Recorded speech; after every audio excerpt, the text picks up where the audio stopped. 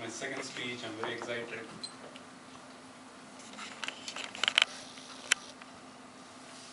I would be surprised, or rather shocked, if I asked someone here, what's the purpose that you are here? And if they say, I don't know, that would be really a shocking information to me.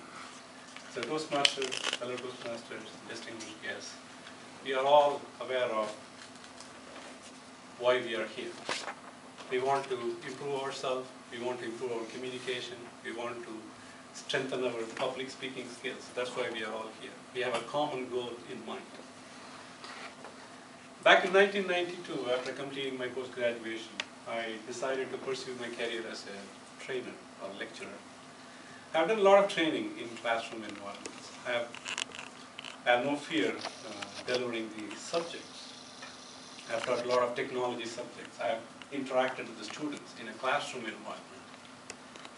But after a long haul, after spending a lot of years in the industry, in the training industry, I realized at one point, I realized my weakness, I would say. Can I talk in public? Can I talk something which I'm not familiar with? I found out the difference. I can very well shine if I know my subject, where the audience have different goals in their mind, different attitude, different aspirations in their mind. But this audience, they have one goal in mind. We all have one goal in mind, that is to become an effective communicator. And I need to talk, and I need to convince everyone. Can I do that?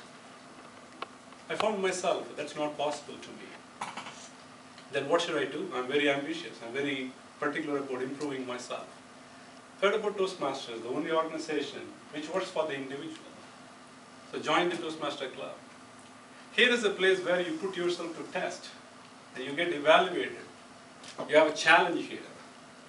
We have to speak with that confines. Madam Counter, please don't count this. You are not supposed to use ahs, arms, so, you know. I've been monitoring, I've been watching so many leaders speak. It's very hard to avoid, you know, so it comes naturally to us. But we need to avoid, we need to speak confidently. So this is the best lab I could ever think of, where I can evaluate myself, where I can put myself to a challenging test and come out with the flying colors, the theme today. So the step is taken, join Toastmasters Club, enjoying the time, enjoying the speech that everyone delivers, and learning something out of it. Every week, a new word. Every week, we learn from people who failed at one point. We learn from people who succeed at one point. We all collect those points and then try to adapt so that we can become an effective speaker. Now, when it comes to my turn, it's always a question. It's always a challenge. What should I speak?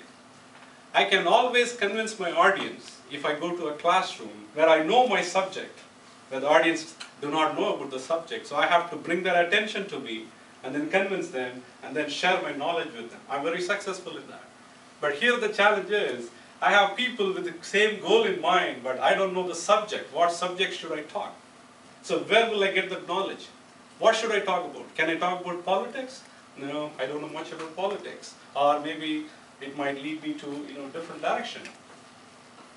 Can I talk about religion? I'm not very good in understanding even my religion, so I cannot really talk about the religion in general. So what subject should I talk?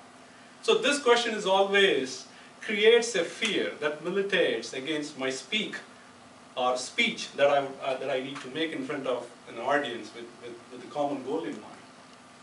So I found one approach, or I found one solution to this challenge or to this problem. That is nothing but developing your reading habit. The more you read, the more knowledge you build, the more information you gather, you can share that information with people. Now, the idea here is to develop your speaking skills. But the foundation that you need to understand is developing your reading habit. We all watch news coverage, we all watch movies, we all read newspapers. We don't know what to read, what subject to read. It's all on the fly, we read. But the ultimate point or the ultimate solution to this problem is to develop your reading habit. No matter what you read, you have to start building your reading habit. So reading is essential, according to my opinion, to build up your knowledge, and then you come and deliver that knowledge or whatever you have learned, whatever you have read. That also helps you develop your speaking skill, because you're talking something about a subject which will interest the audience. So reading is very essential. I read somewhere, reading a good book is like talking to a good friend. I always long for good friends with whom I can share my sorrow, my grievance, my happiness. So reading a good book actually gives you that benefit. So not only develops your reading habit, it also gives you the benefit of talking to someone who you enjoy. Start developing your reading habit. There are certain tips to become a good reader. The first one, you have to have focus. When you start, don't stop it. Prioritize your reading. You should know what to read. Just scan it before you read. You don't have to read the entire paragraph or the entire story. Just scan it before you read. Optimize your environment. Don't read when children are playing, when there is a huge noise, where your mind is disturbed. So prioritize your reading, scan before you read, focus on what you read, concentrate on what you read, become a good reader. By becoming a good reader, you become an effective speaker, a good communicator, because you can share that information. So share your knowledge with the people, and always come out with flying colors when you speak in front of the Toastmasters members. Thank you.